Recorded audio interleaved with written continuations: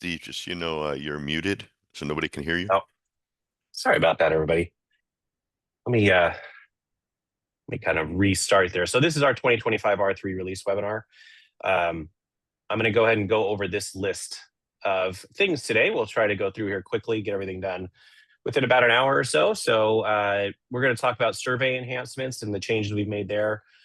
Touch on some great changes in the talent area of the system. And then we're going to go over to timesheet enhancements and a couple of things that are happening over there.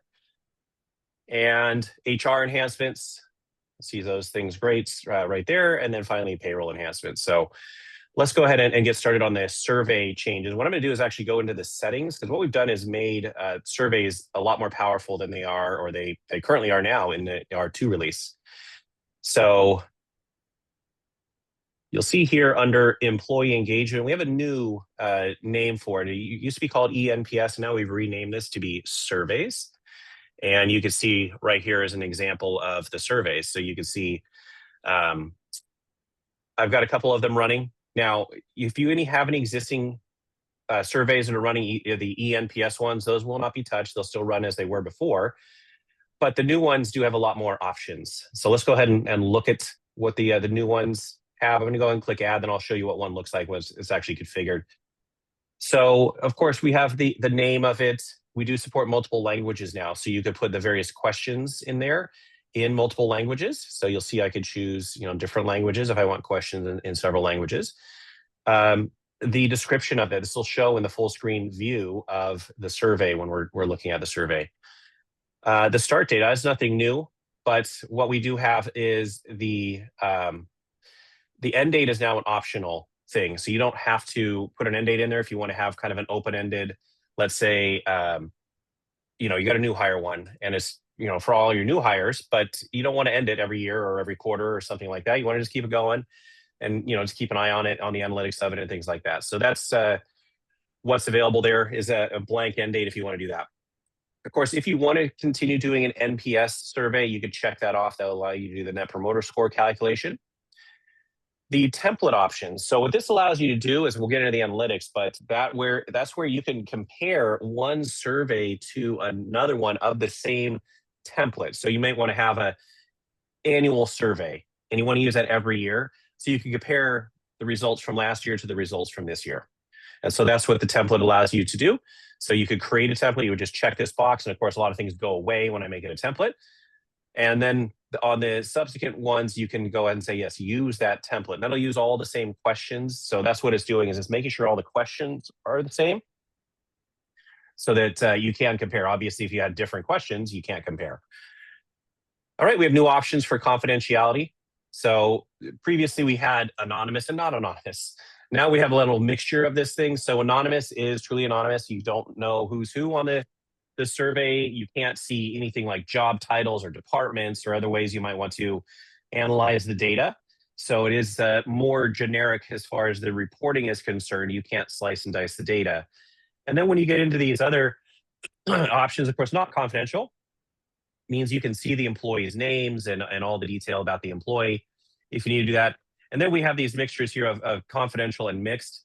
Now, when you're doing these here, what you can do is when you're slicing up your data in the analytics, you could say you need a minimum number of responses in order to have employees in a slice. So think of it this way. If you have a department of one employee and it's confidential, you're going to know who that employee is unless you say, well, we need a minimum of 5. Once you have like a minimum, it's really a little bit more difficult to figure out who's answering what. So if somebody's looking at this and there's a department of 1, they might say, well, why is that? I know who gave me that bad response. And so this allows you to set that minimum. If you like, you don't have to, but allows you to do that there. All right, the survey type. So now you can classify surveys with different types here. We've loaded these 8, but you could certainly add your own. You'll see here in the code tables, I can go in and create my own.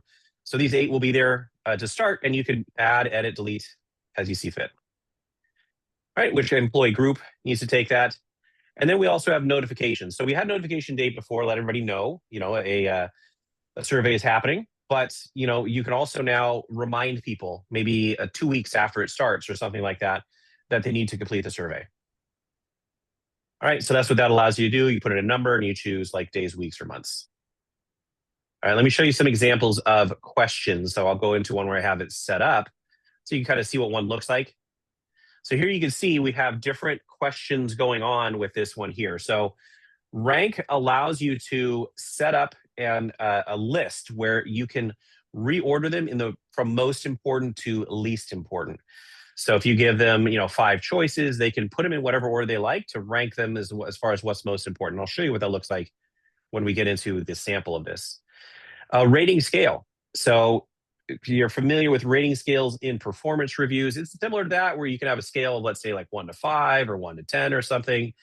And people can then rate, whatever the question is, and, least satisfied to most satisfied, whatever it happens to be. So you can put those in there. Of course, text, that's nothing new there. Maybe you just want them to type in, a response. And then you'll see I have another rating scale on there if I need to. So, of course, we do have multiple choice. And when we do multiple choice, what you can do there is you can actually have them do a multiple select. So instead of just choosing one option, maybe there's 2 or 3 that they want to choose. That's where we do that, as we call it select option. All right. And then finally, you may have seen it in the other one, is you can add page breaks. Because we're now full screen, and of course it's on mobile, you may want to have page breaks so there's not like an endless scroll on the survey as they're taking it. It goes from one page to the next. You can have as many page breaks as you need. Obviously, you probably want to make it logical. Don't put 10 page breaks and then, the next question. But you can have as many page breaks as you need. All right, so let's go ahead and see what this looks like so you can get an idea. I'm going to go ahead and switch my browser over to somebody who is taking a survey. They're out there to take one. So give me one moment to switch over. All right, so I'm in here as an employee actually taking the survey. You'll see here, it says surveys up in the corner, and I'll start this survey. And now you'll see how it is full screen.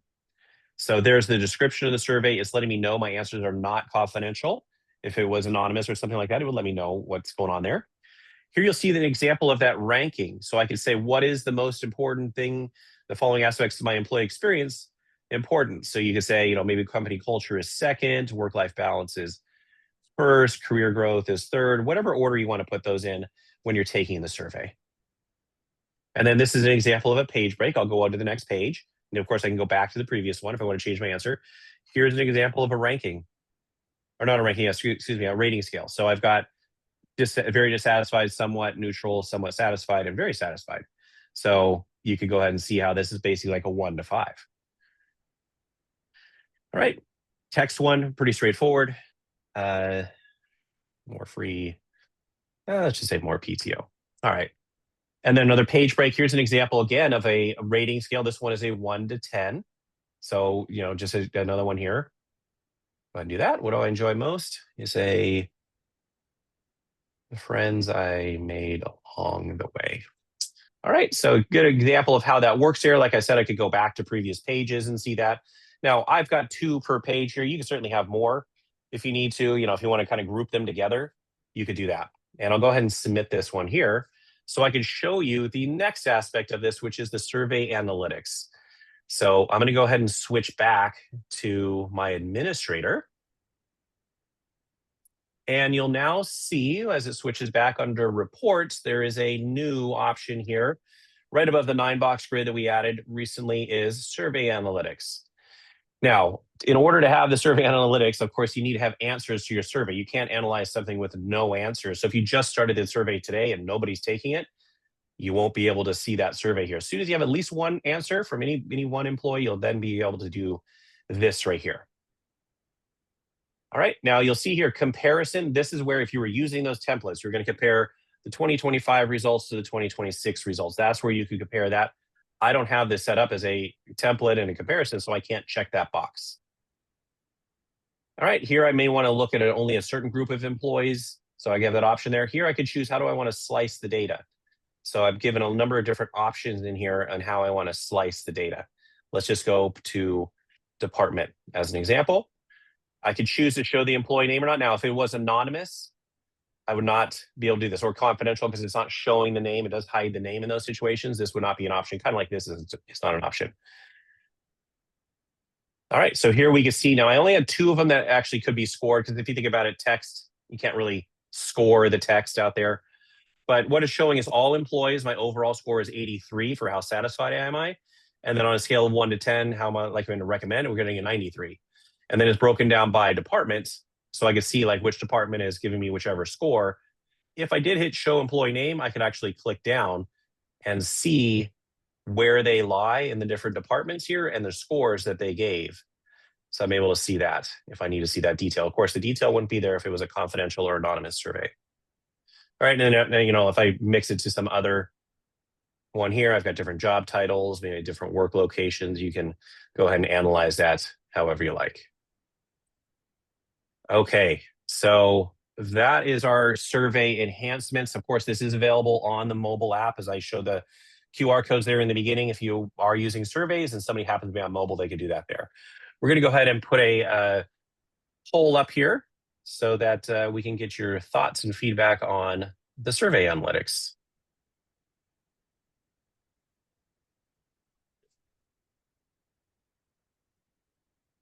I think we're going to do a poll. Is somebody running? I'm hoping somebody's running a poll because I don't have access to do that.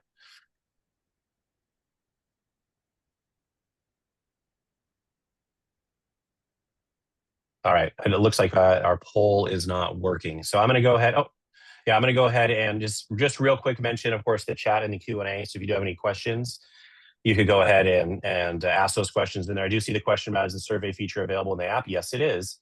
It's in the mobile app. Of course, the analytics are not. They're in the admin side, so they're not there. All right, let's go ahead and move on to talent management. We're going to talk about a couple of things around performance reviews. So first one, auto-publishing of reviews. So as you complete a review, previously or currently, what you would have to do is you'd have to remember to publish it after it was approved. So you could choose to publish it to the employee, maybe the manager, maybe people who were participating in the review, but you had to do that manually in the performance review to publish it to everybody who's like I said, got it approved. Now you have the option to have it auto approve upon approval, if that's what you'd like. All right, and the other one I'm going to talk about and I'll show you is the visualization of ratings. So let's talk about where those are configured. So you can see those here. So I'll go to my performance reviews and it's going to be in my review period. All right, now you may have several review periods like I have. Each one of them would have its own different settings. So it's not a universal setting. If you don't want them to auto-publish, you know, quarterly reviews or something, you don't have to do that. But you'll see new options in here called auto-publish to. So these are the same options that are available under employees where I could publish to self, reviewer, and manager. And of course, I can mix and match these. If I don't want it to go to the reviewer, as an example, I could do this. It's just a drop-down and multi-select. All right, and then you'll see here the visualization of the rating. So if you have a rating, let's say of 1 to 5, and somebody answers 4, it would fill in 4 out of 5 stars. And we had that before. It was always 5 stars, but you know, people said, hey, wait a minute, what if I had 3 stars or 10 stars? It's not showing correctly. People weren't expecting to see 5 stars when it was out of 3 or out of 10 or something besides 5. So now the stars will actually represent the scale. So if it is a scale of 1 to 3, there'll be 3 stars and maybe 2 of them are filled in. Or you could show it as a progress bar. So it would show if I did 4 out of 5 stars, 80% in a progress bar, and it'd be colored in showing that. Or you can say, you know what, I don't care about the visualization. I just want to show that it was 4 out of 5 or whatever it happened to be. So you have those choices there. And that, as I mentioned, is on each individual performance review period. So as you set those up, you need to configure these. The default here is no visualization, and the default here is no auto publish. So let's see what that actually looks like here. I'm going to go ahead and complete a performance review pretty quickly for somebody. You won't see anything as you're doing the performance review because it's after it is approved. So let me just quickly go through here. 10.1. And then I'm just going to fly through this right here. So as you may be aware, when you're doing these goals and competencies, these are all things that you would configure or we could help configure with you for your performance reviews. We don't preload things and, you know, hopefully you get what you want. No, you could add whatever you like as your competencies, and your rating scale is all yours. And of course, if I wanted to put some notes over here, I could do that. But I'll just go ahead and fill these all in. Let me go down, and 2 more I need to do. And there we go. Now, I do want to mention this was something that was added recently as well, is not in this release, but a previous release. In case you didn't know, you can now hide future goals. It's a setting in the review period to not show the future goals. So if you don't want those, you could turn this section off. But here you see the scores and of course the, how it all adds up there. I'll go ahead and submit this one for approval.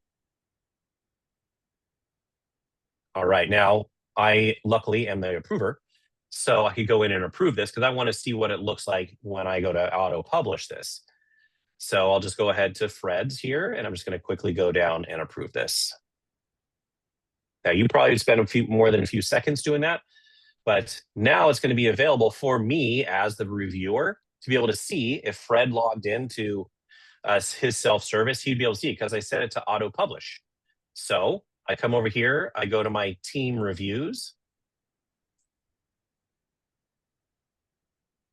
Go ahead and choose the review period here, which is my anniversary review.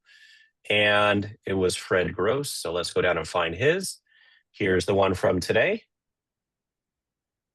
And here you'll see the stars reflecting what I actually got right there on that. And of course, it did auto publish. So that's great. I didn't have to do anything to get it to publish. So it's showing that there. Let me show you what it looks like with the progress bar. I'm going to go ahead and save this change here. The future goals, that setting is right there, as I just mentioned a moment ago. All right, I'm just going to jump right through to the company goals. This is the only way for me to save is I have to go all the way through and then save. And now let me go back. And I think all I need to do is do this. Here you go. You can see the progress bars. All right, still shows the score, but it's now showing a bar with, it filled in appropriately. Like you see here, 75% because I got 3 out of 4, 50% and 80%. And there should be one here, 3 stars. Here we go, 2/3, so 66.67.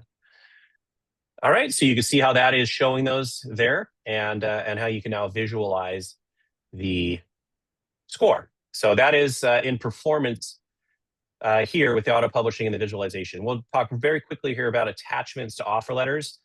So this is something that's in recruiting. And what we realized is that, sometimes an offer letter is not a standalone thing. You want to send something else to the person that you're offering the job. So if I go into a particular person here, a person who's applied, let me just click on Wayne here. And I go to create an offer letter for him. I now have a new option to add some attachments to the offer letter. This applies to both the template versions, if you do have a template, a form that you're using for this, or if you have our system, our Chai, go ahead and create the offer letter for you. You can add attachments here. So what you would do is one of two things. You could either add a file, so just go out to your, your computer, wherever it is, and add that file into here. So let's just go, let's just add this NDA that I have on my computer. So I'm gonna add this right here, and I can add others if I need to. I think right now our limit is 3 files. So you could do that right there. And of course I can drag and drop onto that. The other option is you may have them saved somewhere. So you'll see here, these are various documents that I have saved into my company documents. And maybe I already have like my handbook and I want to attach that. That way I don't have to upload it every time, and stuff like that. I can just have it, use that one there. And now the handbook is going to be attached. Right. And then I would go through with the whole offer letter generation and the approval and stuff like that. And then it's now an attachment to the offer letter. So when they receive the offer letter as a PDF, they'll also have these attachments there along with the offer letter. So a nice little feature that was added in here. And let me talk about where we get our ideas as we're looking at this. Most of our ideas are coming from folks like you. So we have a great community of users who go out and they recommend things to us. So we go out here to new ideas and you could say, you know what, I wish I could do this on the offer letter. You might have, in fact, if you went back through here, there'd probably be, we'd find one for the offer letter attachments. And so you can see various people, I'm not going to call out any names, but various people have recommended different ideas to us. And we look at these, we rank them based off of the votes here and things like that. And we add those into the system. So you may not see one right away. Like if you just did it last week, it's not going to be in this release because it does take us, some time to develop. But that's how we get a lot of our great ideas for enhancing the software. So we do really appreciate that. Let me just point out again where that is. Under your help here and support, you can click on this new idea. So if you do have a great idea and you think it'd be great to have in the system, we do actively monitor that. We participate in that forum, so you can see that. So that's where the offer letter came from. And in fact, that's where the performance review changes came from, and the surveys came from, clients. So we get a lot of ideas from you folks. All right. Last but certainly not least is clearing the performance and potential field. So we introduced the 9-box grid and performance and potential in team succession planning. One of the things we overlooked, and I'll take the blame for this, is you couldn't clear this out. If you accidentally selected something, you wanted to clear it out, you couldn't clear it out. And we caught that. And so now if you don't want it to say good performance, you don't have to choose something. You can actually just delete it. All right. And then you can save your change. So you could delete that and you can delete this and then save your changes. So that is something you can now do. It's just a minor little thing, little housekeeping, but it should help you out right there. So we're now able to clear that stuff out if you need to under team succession planning, or if I come into an employee, it's over here in HR, go over to an employee and performance, succession planning. And I don't know if he has me, but if he did, and I wanted to clear it out, I can now clear it out. All right. Now I can't save it if only one is filled in. That's why I wasn't able to change that. If I do save this though, and I want to clear this stuff out, just boom, boom, oops, boom, I can save that change. All right. So that is a little small housekeeping thing that we added under talent management. I wanted to point that out for those people who are using that screen there. All right. I don't know if our polling is working now. If it is, we'll go ahead and throw a poll on there. Otherwise, we'll move on to the timesheet enhancements. And I don't see any pop-up on my side, so I don't believe the polling is working there. All right, so let's go ahead and move on. We'll talk about some timesheet enhancements here. Now, a lot of this, here we go. Thank you so much for putting up that poll. We'll just put this up there for about 15, 20 seconds. Let's get your feedback on that.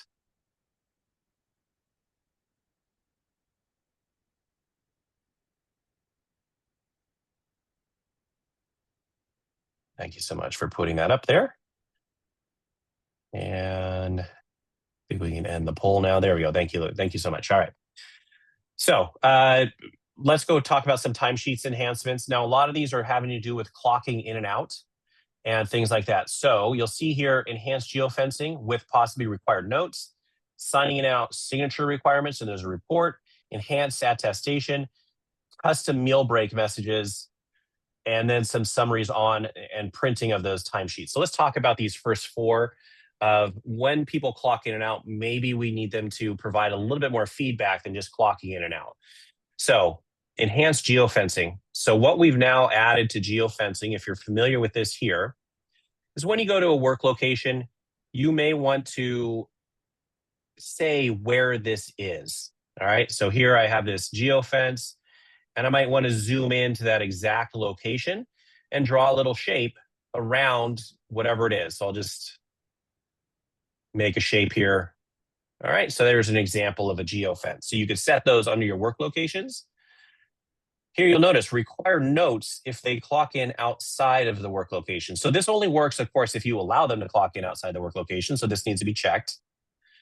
But then you can say, you know what, if they do clock in outside of the location, let's go ahead and require a note, right? If you want to send that note on to their manager, you can check this right here. Now, you can check this without that. It will just let the employee, the manager know they clocked in outside the geofence. So you have those options right there. I'm going to go ahead and save this. I'll turn that one off. I don't need to spam myself. So you'll see there I could do that. Of course, I need to save that change. So that's an example of that. And what I'm going to do is I'm going to go through all the settings and then show you what it looks like to clock in and out. So that's on the work location. You can set a requirement to provide a note if they clock in outside, because maybe they're a driver and they're out doing a delivery, and of course, when they're done with their route and they're going to grab a lunch, they're going to clock out. They may not be at a work location, and that's okay. They just say, I'm clocking out for lunch after finishing my deliveries. All right, so it gives you the chance to allow them to clock in, but tell you why. All right, let's look also now at the timesheet changes that are in here. So I'll go to my weekly timesheet here. And you're going to see under my enhanced settings, which is this gear up here, we now have require a signature when they clock in and out. So if you have the button enabled, in other words, you don't have them manually putting in 8 hours or something like that, they're actually going to clock in and clock out. you can now require a signature when they clock in and out. And this works on mobile as well as on self-service. And then there's a corresponding report for this. Now, this is actually a compliance thing for the city of New York. So if you happen to be in the city of New York and you're doing construction work, this is a requirement. So we now accommodate that and you can turn that on. Now, you don't have to run the report. Maybe you just want their signature and you can do that right there. All right, and I'll show you what that looks like there. I shouldn't have closed it. Let me talk about the attestation. This has also been enhanced. So previously we did have an attestation message and you can type in whatever you liked as your attestation. So when they clocked out at the end of the day, they would attest that, for an example, I had no injuries today. And they hit OK or cancel. Now, what we now have is they could click yes or no or cancel. So for an example, if they say I had no injuries today and they said no, now we require a note for them to tell us what happened. So that's an example right there. And you can put it in multiple languages. So if you have a mixed language workforce, you can do that for those people who are bilingual, or maybe they prefer French instead of English or something like that. All right, so that's the enhanced attestation. One last setting I want to talk about very quickly is under your overtime rules. If you have meal breaks and you need to track the meal breaks, that is especially relevant in California. So we previously did have a meal break message that this was the generic message for all times when the employee could waive their meal requirement. Now you can actually do it for each section. You could put it down here in the formula. So you may want to say, I did not work 6 hours today. That is their message that would show up if they met the criteria to waive that first meal break. This one, if I don't leave a message, is going to go back to use the generic one. All right, so that's how that works there, is if you want to put a message for a different segment, different messages for these things, you can now put it in the formula. All right, of course, you do need to have this all enabled and stuff like that and turn on the meal break waiver. All right, so now that I've enabled all of that stuff, let's go and show you where this all works. I'm going to refresh since I made a lot of changes, and I'll go ahead and clock in. Oops. Click here, and I'll go ahead and start my time. So this part looks probably familiar to anybody who's used our time system or at least seen it. But now when I scroll down, you'll see a signature. Now, one thing you may notice on this signature is it actually pre-populated my signature in there. Looks a little small. I apologize about that. But what this means is that when a signature box pops up, the very first time it pops up, we're going to save that signature. The person, either they put in like this or they type in, and it will save that. So it'll save this signature if they don't already have one saved. Now they can go and clear this if they don't like this one. Maybe they did the mouse one and it looks kind of messy and they want to replace it. They could do that. But if I do this here, this will be my signature. And I'm now signing this. It'll show up on the report. So now I'm signing out here. I'm outside the geofence. Please enter notes. This is required because I'm outside the geofence. I'm at home. Oops. All right, and I hit OK. So I had to put a thing there. If I left it blank, it would not have let me move forward. And let me just check to make sure I'm showing my notes, because that is a new field on the timesheet. And I apologize, I didn't mention that. I may have turned it off. Let me just see here. I did. So this is the field that is going to show that note. It does save it even if I'm not showing that field, so you can run it and see it on reports. But now let me show you the timesheet. And here is that note. I'm at home. Now here you see I'm at home and a little pipe. That's what that line is. This is the in punch right here. And then the one to the right of that line is the out punch. So if you do have that where, maybe they clocked out outside the geofence, but they were inside the geofence when they clocked in, you would see the pipe and then this here. This tells you is the outside of the geofence on the out punch. All right. And then you'll see that here. Now, one of the things I also want to point out as I make this bigger is we now have an additional column showing the meal penalty separate from the meal break. So if you do have somebody who has a meal penalty, it would actually show it here. And if they have the option to waive it, but they did not waive it previously, they can click on that and they can waive the meal penalty as long as they're eligible to do it. So if they're not eligible, they can't waive it. But if they are, they'll be able to click on it and change their status of the waiving. So that is also new here. of showing break and meal penalties on the timesheet. You'll notice it's also down here. All right, so we're now showing that right there. So that's really great. And then let me just go ahead and clock out here. Here's the attestation. I had no injuries today. This only shows on the out punch. So if I clock out for lunch, I'm not leaving for the day, so I don't need to test anything. So here I could put a note if I'd like about, I didn't have any injuries, or if I did say, yes, I had no injuries, no, and I broke my arm, I have to put that note in. So you can see how the difference is it becomes a required field, but I'm going to go ahead and hit OK there. Here you'll see it now has this as my saved signature, and it's saved on there.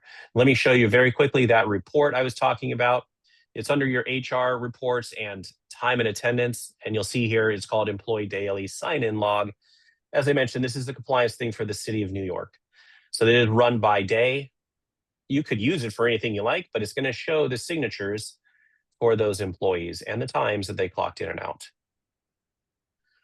All right, one last thing I want to show you is the team timesheet. We have a new printing enhancements over there. So if I go to my team timesheet, and I believe somebody has a question. We don't have audio where we can have you speak. So if you put a question in the Q&A or the chat, we'll be able to answer that question. So whoever raised their hand, I just heard it, but there's a bunch of people I can't go through there. So let's look at printing the timesheets. So you'll see in here, print timesheets is an action. And what this allows you to do is to print multiple timesheets if you want, even across multiple periods.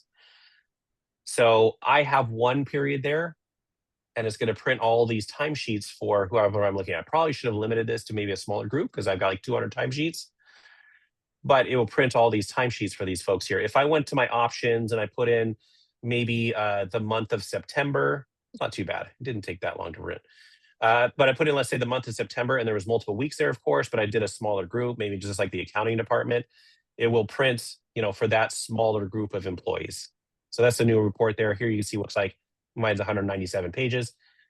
It's showing the signature from the approvals when I submitted it. And you'll see those options out there for that. Okay. Time is of the essence. I've gotten through 3. We got 3 more, and we're about halfway through. So we're great on timing. We'll go ahead and put a poll up here for our timesheet enhancements. And of course, I do want to mention, this is not everything you see here. There's a lot of other little things. If you look in our release notes, if you got that email, which you probably should have since you signed up for the webinar, there are going to be some things in there that I'm not going to cover today. I just don't have enough time. So let's go ahead and throw this poll for a few more seconds. We're going to talk about some HR enhancements over there. While the poll is finishing, what I'm going to do is go over to talk about those. I'll go ahead and preload my screen here. We'll go ahead and end that poll. And we'll talk about some auto assigning for work locations and security profiles by position. All right, so now on a position, and of course, see, this is where it's located under HR. You'll see positions up here. You can now assign a default security profile as well as default or multiple locations, but choose which one is the default. So previously you could choose a location, but it was only one, which might have been kind of a pain in the neck because what if you had 5 and then you had to always remember to change it? Or maybe you had a whole bunch because you have projects all over the place, but you only wanted to assign people to a handful of locations. So now what you could do is go through and select the work locations where this job might exist. So I've got headquarters, bridge site, and safety site. These other 3 won't show as options because I didn't select them. This will be the default because it's the primary. All right, so you can see how that is configured there. So when I go to hire somebody or transfer them into this position, these options will be available in my work locations. All right, that's under positions here and location. And then you'll see a new option over here on the left side that says security. Here, I can set the default security profile if I hire somebody as an admin assistant.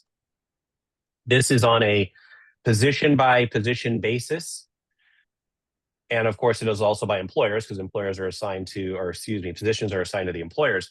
So if you need to go through, if you want to go through and set everybody and say the default profile is going to be employee self-service for everybody, maybe when you get to like a manager position, you've got a manager profile.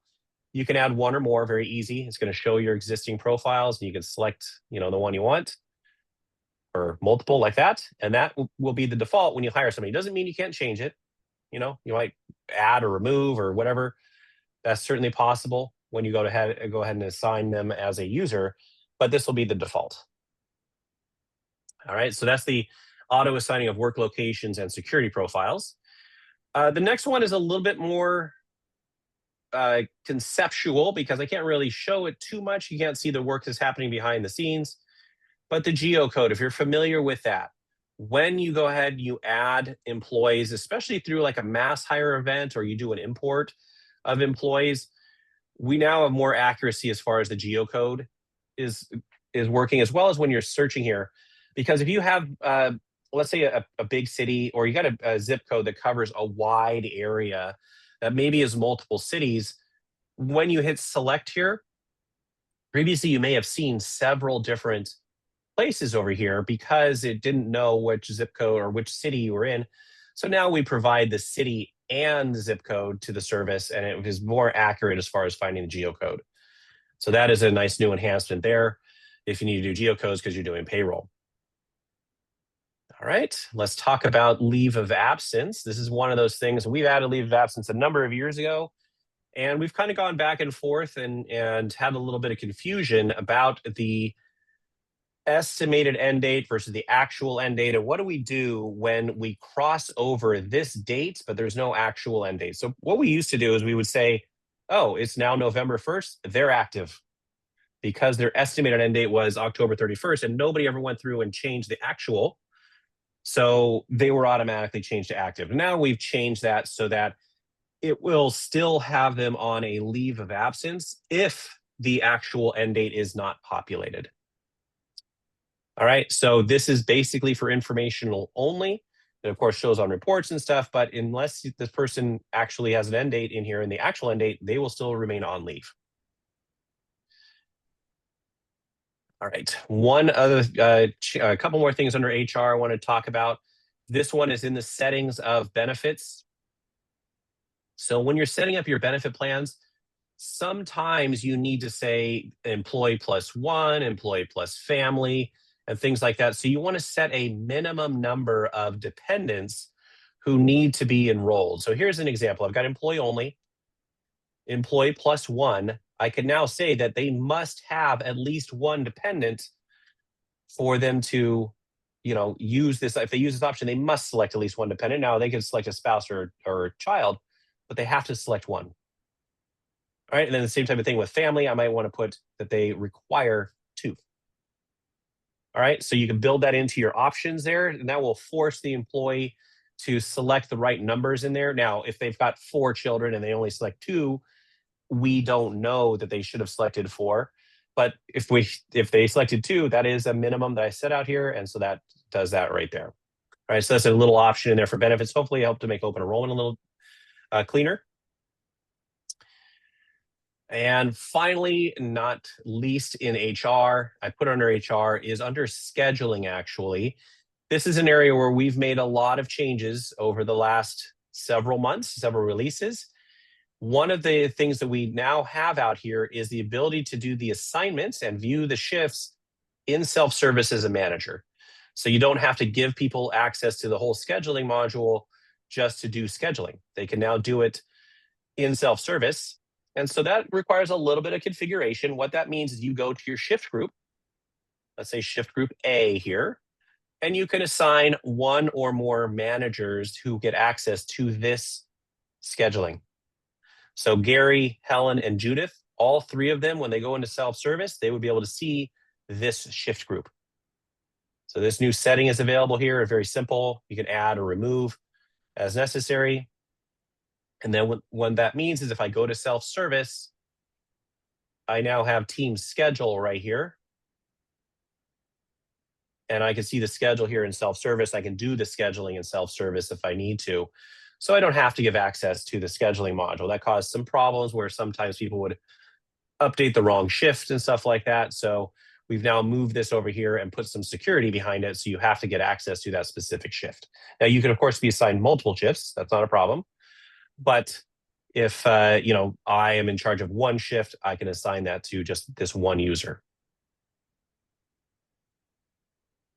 Okay, so a number of great HR enhancements. We're going to go ahead and put a poll up there.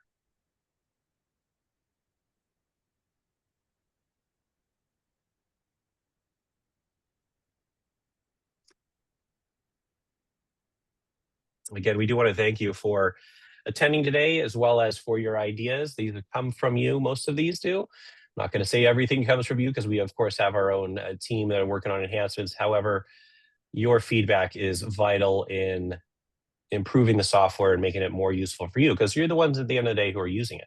So you know what you want to do.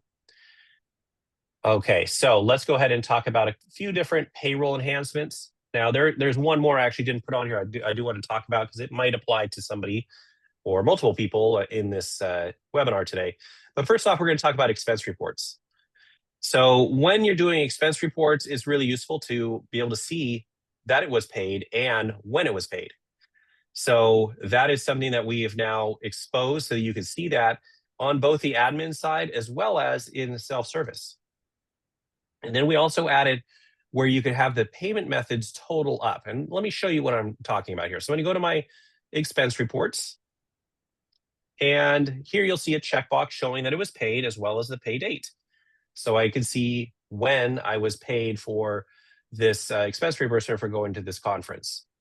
And these have been submitted but not approved. This one's approved but not paid. All right, so you can see what that looks like right there. That's also going to be available on the admin side. I'll show you that in a moment. Let me show you one that I believe I have one out here where I've got multiple payment types. Yes. So the payment method. Now, this did show previously if you hit a report, but now we show it broken down right here. So if you have multiple things on there that you're using their corporate card, you're using the cash advance or whatever, and you want to put that down here, you could go ahead and do this. And it's going to show it as a little subtotal when I go ahead and do that right here. Let's just do expense reimbursement, just so you can see what that looks like there. Now it shows cash advance 25, cash reimbursement 53, and corporate card 500 with a total of 578. So it makes it easier when people are reviewing this, just to get that, especially when you have maybe several corporate cards and cash reimbursements. It allows you to see those totals. And as I mentioned, these are also available to the administrators. So when I go over to HR or payroll and I bring up an employee,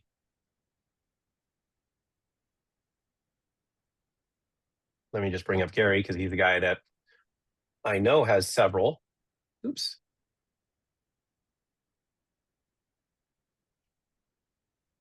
Of course, it's going to be under payroll, and you'll see expense reports. Now, I will mention that, of course, the pay and the pay date, got to use our payroll. We don't know if you're exporting this out to, let's say, your ERP, and you're paying it there. Right now, we're not bringing that back in to show the pay date. Now, perhaps that'll be an enhancement that you want to suggest if you're using, let's say, Sage Intacct or another ERP, and you want to pay it out through there. Perhaps we get it back from the other system. We'd have to see what they offer. If they offer that, then maybe we can bring it in here. I don't want to make any promises, but this does require our payroll for right now. So you'll see the paid, that's the pay date.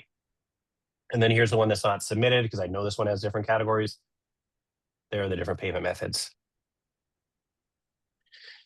All right, so those are the two enhancements around expense reports. This is actually something that we use this ourselves, and our accounting team, they requested this. So we listen to everybody, not just you, but we have users who are using our own software, and they came up with great ideas. So let's talk about some changes under project and task visibility.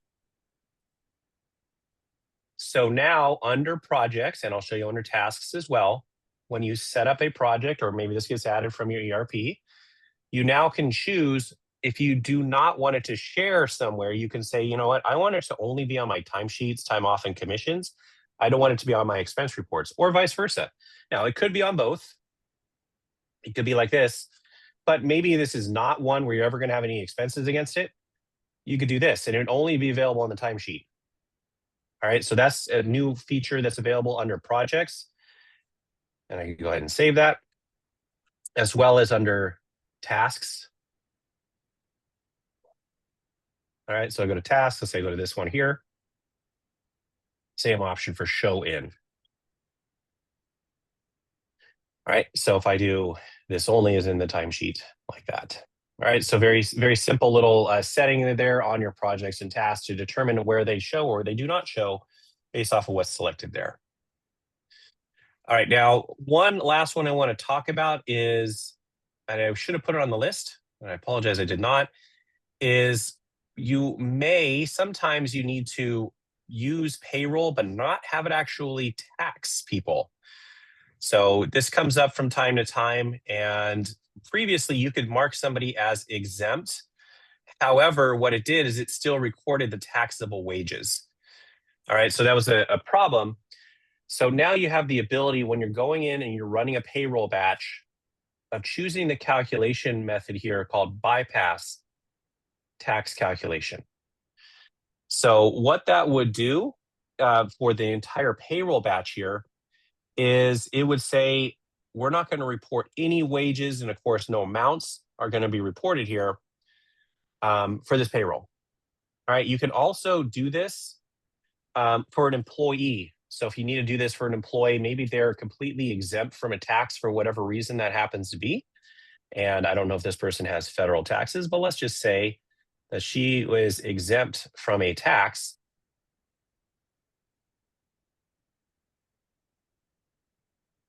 I can now bypass her tax if I need to in here.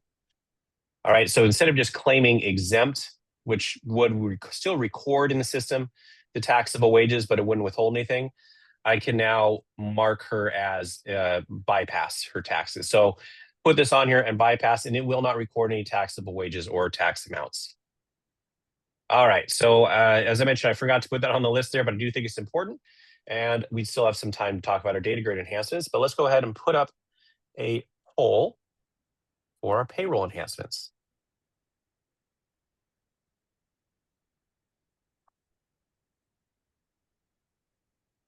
And I will mention there's some other payroll things in there for Canada, the EFT next file creation number. We made some changes in there. And then some additional searching options for incomes and deductions. So you can search for those when you're looking for incomes and deductions in the settings. So those are also available out there. And if you're using payroll, those might be very useful. In fact, it's probably not a bad idea for me to show you where that one is in here.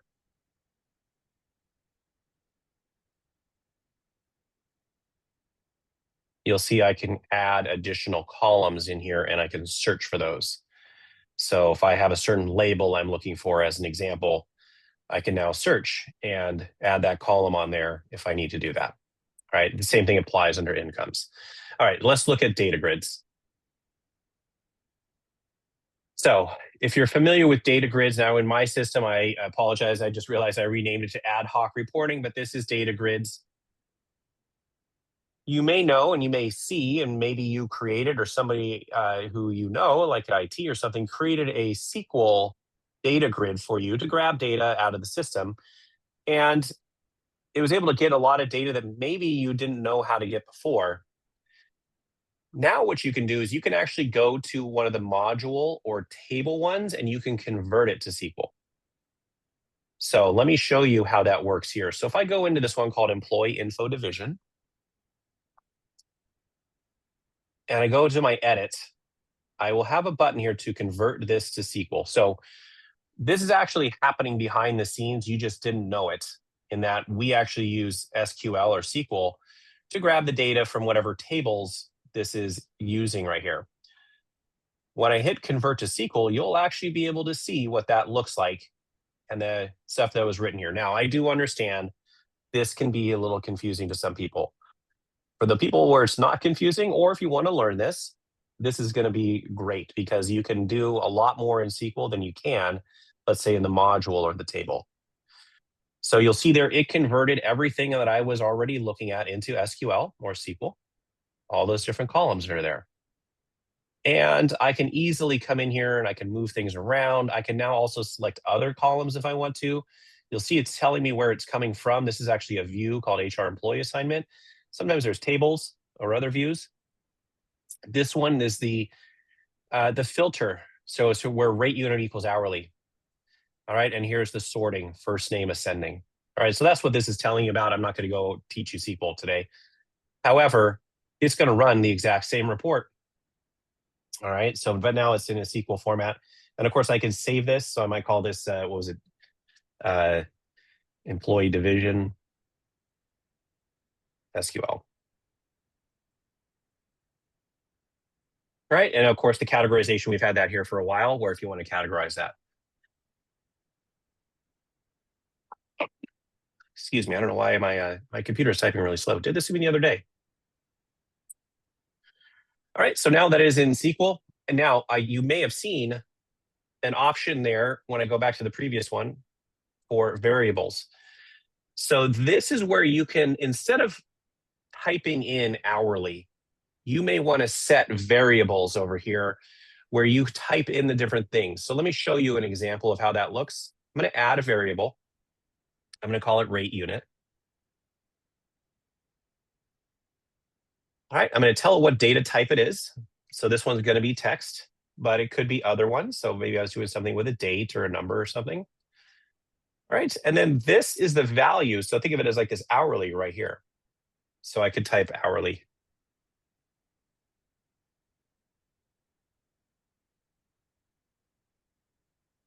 All right, so I've got hourly there, and I'll go ahead and add that.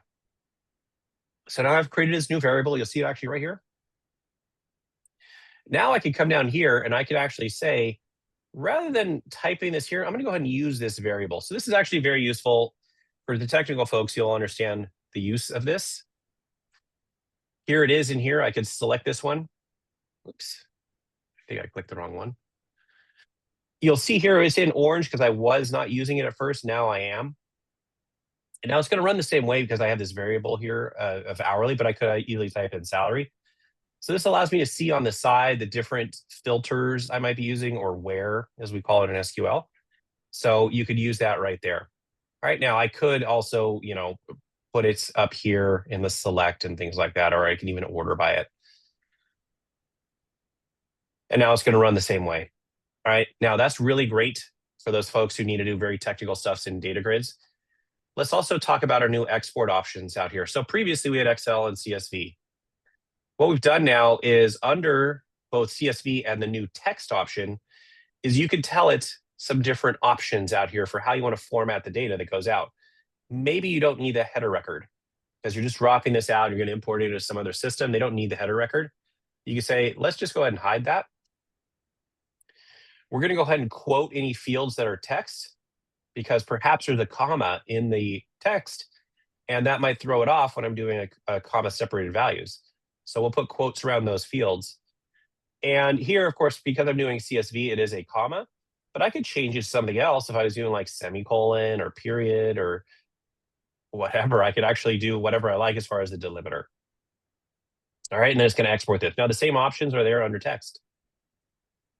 All right, so I could say, I want to use the pipe symbol as my separator. All right, I don't want to quote my fields. Maybe I do want the header, whatever it is. I could do those different options there, and this is available for me for my text.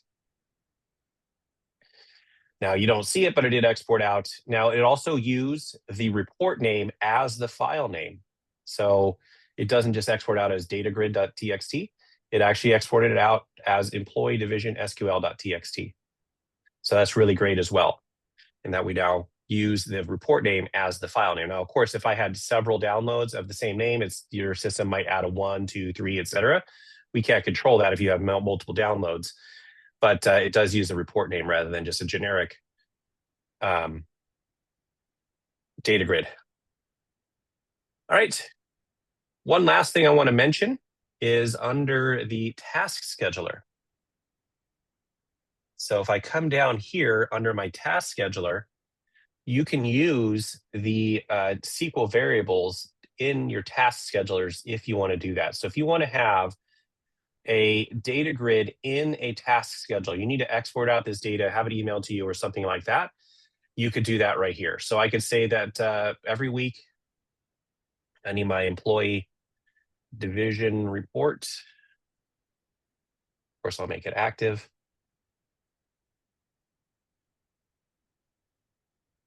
I'm not typing that slowly. I'm not sure if you're seeing it go very slow. There's something with my computer that's really dragging right now. And now what I'll do is I'll go ahead and let's go ahead and do this. Come on, click add. Oh, let me go ahead and fill this stuff in. There we go. All right, so I'm going to go ahead and run a data grid, and I'm going to go ahead and run that one called Employee Division SQL. When I do this, I have these options where I can choose the format. And when I do the format, I can do this right here. So it's available here also in this where I do that. All right, so very simple to be able to do that there. I'll go ahead and set that. And then who's the recipient going to be? Maybe I SFTP, I save it somewhere. Maybe there's an email list I send it to. So you're given that option to be able to do that right there. All right, let me just choose a group just to make this easy for me. I'm going to send it to everybody in the accounting group. All right, and then I'll choose to run it at 12 o'clock on Mondays. Okay, so that is now available there for data grids, really great features that are available to convert it to SQL, which can be very useful for you in certain situations. I think this is more of like internally, we do a lot of these things for folks. And you know, we found this feature to be very nice. We actually have some other things coming to the data grids, but I think it's a nice start to this and what we can now do in data grids there. All right, so as we kind of wrap up today, I do want to remind you again about where you can suggest new ideas, new feature requests if you do have any. And it'll take you over to this portal and you can go ahead and add or comment on feature requests that are out there. But let's go ahead and talk about our upcoming schedule of events that are going on. So let me go to my PowerPoint. Oh, sorry about that. Yes, there's a poll. I apologize to our polling team. I should have mentioned that there's a poll.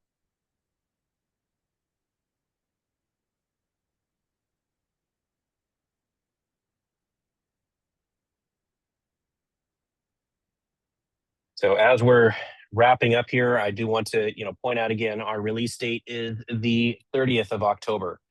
That is when this will be available for the general public for you to use. So you'll be able to enjoy all these new features, plus the other things that are in the release notes. And the Criterion Go app is available on the App Store and the Google Play Store. So you're able to download that, and things like the surveys and the other enhancements in self-service are going to be there in the mobile app. Plus, I didn't go over it, but we do have a number of great new features in mobile. Let me just briefly talk about those. So a lot of these are mirroring what we're seeing in the self-service, so like the attestation message. We now have an employee information screen where you can see it's basically the position screen from self-service. So all the job and pay information. So showing your primary position as well as additional positions, and your position history is in there. All right, things of course like the geofencing requiring notes are going to be in there, and the signatures for in and out. So all that's going to be in the mobile app. And here's our upcoming schedule of events for the Criterion Learning Series webinars. So in about 2 weeks, we're going to start our payroll year-end training. We do this every year where we talk about year-end things that need to happen for both the US and Canada. And we realize there are clients that are outside the US and Canada, but the vast majority of them are here in North America, in US and Canada. If you are outside of it, please reach out to us. We can do a training for you. But we realize that sometimes the year end is not actually at the end of the year. The calendar year is at another time. But the US and Canada is in a calendar year. So November 6th is the US. Then we'll shift over to Canada for November 20th. And then we'll repeat the US on December 4th and Canada on December 18th. So we hope to see you there if you are a payroll person, or if you're interested in payroll and you want to see what those people who are running payroll have to do at year end. You're welcome to join us. And then starting in January, of course, we'll resume, not resume, but we'll start going back to things like HR, one of those being Affordable Care Act reporting. We'll cover that in January because we know that happens for the US, but we'll cover other topics going into next year. So I do want to thank you again for joining us today. We really appreciate you and your feedback. And if you do have any questions, any concerns, you can reach out to us at help@criterionhcm.com. If you are working through a partner, you can go through them and they can help you out as well. So We do appreciate it. Hopefully you look forward to and you enjoy the new features. I want to thank our development team, especially for all their hard work over the last several months of getting these features added. So thank you all for joining us, and I hope you have a great day.